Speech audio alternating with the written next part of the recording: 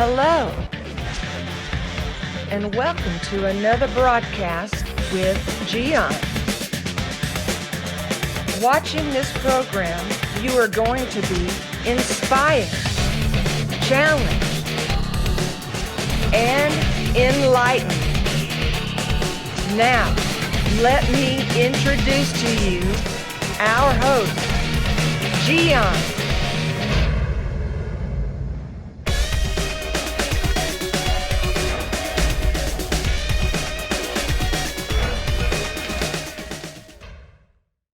Correcting a child is necessary. But some people had horrible childhoods and they say, no, I'm not gonna do what my parents did to me, what my dad did to me. You know, I had a horrible childhood. I don't even want to talk about it. No, I'm gonna be different kind of father, different kind of mom. No, and they refuse to correct their child. They have no idea the damage that they are creating in this child, because correction is needed. There are a few exceptions in the history of humankind that people did the right thing all their lives. I know one, Jesus. Maybe there is another example there, maybe another exception for, but most of humans, being imperfect, are rebel. It's part of the nature to be defiant to authority and do whatever we want to do. So correction is needed, is necessary. You know, those people that refuse to correct their child when they are little in the house, and they don't do it with love in the house, you know, that child is going to be corrected in the world without love. Would you like that? I don't think so. So you need to correct your child in your home and do it with love. One of the things that you have to do is constantly talk about the situation with the kids. You know, kids sometimes pretend to be dumb. They pretend that they don't understand. And sometimes you have to play along that game and repeat the thing every day if it's necessary. You have to repeat it and repeat it and repeat it. You have to enforce whatever you need to enforce, your rules in your home.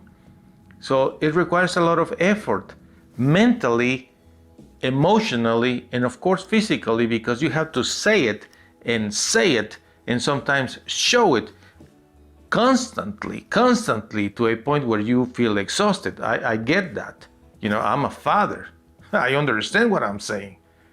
But the thing is, if you give up, then you're not going to do your job, because your job is to train your child to do what is right. That's your job. Therefore, you have to correct them. I was telling you earlier, the importance of talking about this situation with the kid constantly. They have to get it. But sometimes you have to correct the kid. Well, the first thing that I will suggest you to do when you are correcting your kid is to bring that kid to a place where you and him or her are going to talk about what just happened. Most parents, they get so upset that they are not willing to talk. They just want to go into the punishment. And I say, wait a minute, try to calm down, because it's not the best way to do it. You have to explain to your child why the punishment is coming. Whatever sort of punishment that is reasonable, you will apply. The first thing is to talk to the kid. Call the kid and tell them, listen, Jimmy, I told you that you shouldn't do this. I told you that you should do this. But look what you are doing. And then you say, because I warned you, now you're going to receive the punishment, and you are going to punish the kid according with whatever you and your wife, you and your husband, you have discussed in your family are the proper methods. Some kids are terrible. They don't like to be punished, and then they will threaten you. They will say, I'm going to call the police. I'm going to call CPS. I'm going to call whatever, because they don't want to be corrected. That's a terrible mistake of yours. Find a way. You will find a way to correct and discipline your kid. you remember this. The lessons you have learned in life, unless you are something like Jesus, so perfect and immaculate, the lessons you have learned in life, you have learned it because it hurt. The pain that you went through showed you the path, so you learned through suffering, unfortunately. So the same thing applies to kids. They have to understand that, and the punishment is the way to do it. This is the method, unfortunately. I always suggest work with the reward punishment method, which is to have a board when you have the name of the kid, and every week you give points for whatever good things they are doing, so they get reward for whatever accomplishments. But that doesn't change the fact that they will get in trouble and they will be in need of correction and punishment. So you have to do both things. Remember, you have 2 arms, 2 hands. One filled with love and compassion, and the other has to be the strong one, putting the correction into your kid. Every kid is different, even in the same family. Some kids are more sensitive than others. You bring them to the table, you talk about the thing, the kid is crying, they feel this torture. Others just don't care. You are talking to the kid, trying to make him understand, and he doesn't want to get it. You see, you have to study each kid. Each situation is different. But the important is begin with explaining clearly the rules in your house. Explain the rules, explain the rewards, and explain the punishments. And then when they fail, you need to talk to the kid about what happened and why he is going to be punished. And then be consistent with the punishment.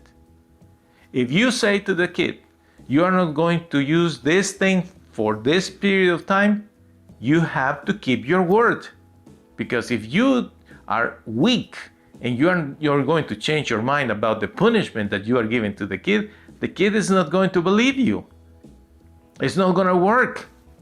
You have to be firm. So therefore, before you make any decisions with the punishment, think about it.